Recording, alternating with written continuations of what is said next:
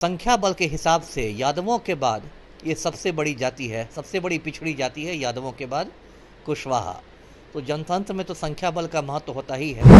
जब लोग स्वतंत्र हैं वो अपने विवेक से वोट देने के लिए स्वतंत्र हैं। ऐसा थोड़ी है कि किसी को भाजपा भेज देगी उपेंद्र कुशवाहा को राज्यसभा में तो कुशवाहा लोग बंधुआ मजदूर हो जाएंगे भाजपा। हो सकता है बिहार विधानसभा चुनाव के पहले उपेंद्र कुशवाहा को केंद्रीय मंत्रिपरिषद में भी जगह दे दी जाए। हमारे मुख्यमंत्री हैं पलटू राम, उनका तो पुराना समीकरण ही है लवकुश समीकरण। लवकुश जातियाँ कब कहते हैं बिहार में कुर्मी और कोयरी जातियों को। तो नीतीश कुमार का तो वो मतलब बुनियादी समीकरण रहा है लवकुश समीकरण। और बिहार में ये भी होता है कि वही काम लालू यादव करते हैं तो उसको जातिवाद कहा जाता है, वही काम नीतीश करते हैं तो उसको सोशल इंजीनियरिंग कहते हैं। राज्यसभा में वो 6 साल के लिए नहीं जाएंगे। एक राज्यसभा सदस्य का जो कार्यकाल होता है वो 6 बरस का रहता है। लेकिन भाजपा जो उनको भेज रही है वो उपचुनाव के द्वारा भेज रही है, क्योंकि भाजपा के जो राज्यसभा सदस्य थे विवेक ठाकुर नवादा से लोकसभा के लिए चुन लिए गए हैं। तो विवेक ठाकुर ने जो राज्यसभा से इस्तीफा दिया उसको लेकर उपचुनाव हो रहा है।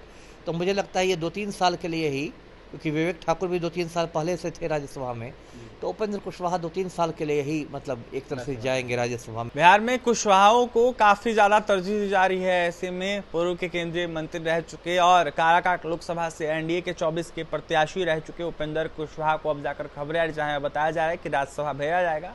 आखिरकार कुशवाहाओं को क्यों इतनी तरजीह दी जा रही है, बड़ा सवाल है। और ऐसे में इन तमाम सवालों को लेकर हमारे साथ बात करने के लिए बिहार के पूर्व आईपीएस अमिताभ कुमार दास से जुड़ेंगे, बात करेंगे। अमिताभ दास जी, लगातार कुशवाहा समाज के नेताओं को काफी ज्यादा बिहार में तरजीह दी जा रही है और ऐसे में अब जाकर उपेंद्र कुशवाहा का नाम एक सामने निकल के आ रहा है, जहां बताया जा रहा है कि उपेंद्र कुशवाहा को एनडीए जो है वो राज्यसभा भेजेगी। कारण क्या है, क्यों इतना कुशवाहा नेताओं को आगे बढ़ाया जा रहा है एनडीए? देखिए, जो बिहार में जातीय राजनीति होती है उसमें मैं बता दूं दर्शकों को कि जो कुशवाहा जाति होती है, जिसको बोलचाल में कोयरी भी कहते हैं, संख्या बल के हिसाब से यादवों के बाद ये सबसे बड़ी जाति है, सबसे बड़ी पिछड़ी जाति है यादवों के बाद कुशवाहा। तो जनतंत्र में तो संख्या बल का महत्व होता ही है, तो इसलिए कुशवाहा वोट बैंक पर सबकी नज़र रहती है। और देखिए, जो हमारे मुख्यमंत्री हैं पलटू राम, उनका तो पुराना समीकरण ही है लवकुश समीकरण। लवकुश जातियाँ कब कहते हैं बिहार में कुर्मी और कोयरी जातियों को।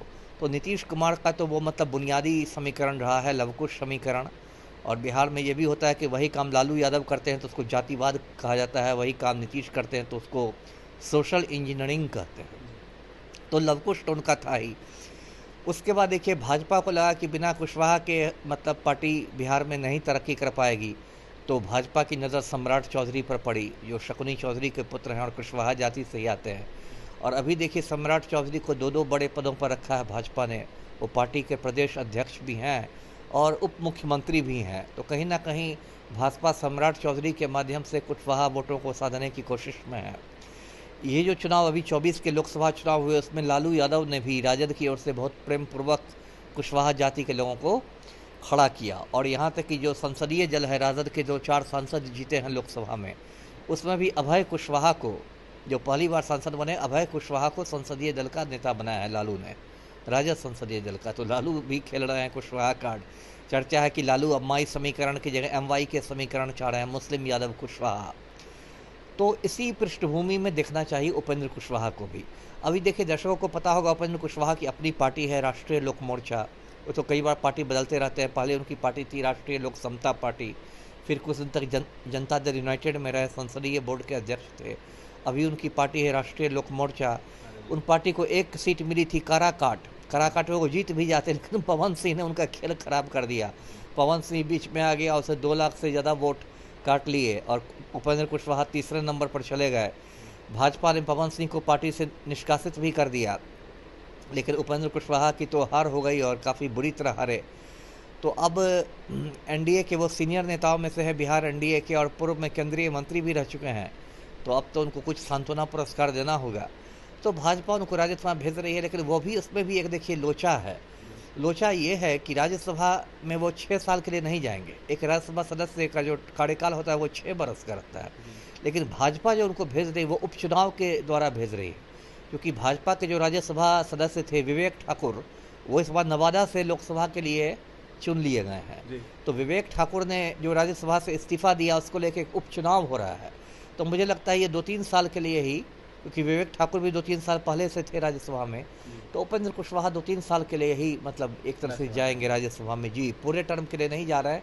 और हो सकता है बिहार विधानसभा चुनाव के पहले उपेंद्र कुशवाहा को केंद्रीय मंत्रिपरिषद में भी जगह दे दी जाए, क्योंकि अब लोकसभा चुनाव तो हो गया, तो अगला निशाना सबका विधानसभा चुनाव पर ही है। मतलब कि कुशवाहा वोटरों को अपने तरफ करने के लिए एनडीए के द्वारा उपेंद्र कुशवाहा को केंद्र में भेजने की बातें जी भी जी चल रही वही मैंने कहा कि वही एक मतलब सभी पार्टियां उसकी करे, लालू कर रही है, भाजपा कर रही है, और भाजपा अपने, और नीतीश कुमार का तो लवकुश समीकरण है ही है, और भाजपा अपने सहयोगी दलों के द्वारा कर रही है। अमिताभ दास जी, ऐसा नहीं लगता है, इतना आसान नहीं है पहले जैसा, क्योंकि कुशवाहा समाज के लोग भी अब समझदार हो गए हैं। सभी समाज के लोग समझदार हैं, और ये बात तो है ही कि मतलब कोई भी जाति को किसी भी पार्टी का बंधुआ मजदूर मान लेना तो गलत है ना। कोई पार्टी, सभी लोग स्वतंत्र हैं, वो अपने विवेक से वोट देने के लिए स्वतंत्र हैं। ऐसा थोड़ी है कि किसी को भाजपा भेज देगी उपेंद्र कुशवाहा को राज्यसभा में तो कुशवाहा लोग बंधुआ मजदूर हो जाएंगे भाजपा के। लेकिन वही राजनीति है, सब में खींचातानी चल रही है, देखिए क्या होता है। देखिए, सब में खींचातानी चल रही है, वही राजनीति है, क्या होगा देखने वाली बात होगी। लेकिन यह दिलचस्प होगा कि 25 चुनाव से पहले क्या सच में उपेंद्र कुशवाहा को केंद्रीय मंत्री का पद दिया जाता है, बड़ा यह सवाल है। लेकिन फिलहाल 2 से 3 वर्ष के लिए ही वो राज्यसभा जा रहे हैं, और ऐसे में राज्यसभा सांसद बनेंगे उपेंद्र कुशवाहा। विवेक ठाकुर की जगह पर उपचुनाव जिस तरीके से हो रहा है, इसको देखते हुए उपेंद्र कुशवाहा को केंद्र में भेजने की बात हो रही है। ऐसे में राज्यसभा सांसद बनकर केंद्रीय मंत्री जिस तरीके से उपेंद्र कुशवाहा बनेंगे, इसको देखते हुए एनडीए को इसका फायदा जो है आने वाले 25 के चुनाव में होगा। जहां देखने वाली बात यह होगी कुशवाहा वोटरों को कैसे अपने तरफ करने में कायम रहते हैं उपेंद्र कुशवाहा, और कैसे करते हैं कुशवाहा वोटरों को एनडीए की तरफ। और तमाम खबरों के लिए बने रहें हमारे साथ। कैमरे के पीछे हमारे सहयोगी विकास से बहुत बहुत धन्यवाद।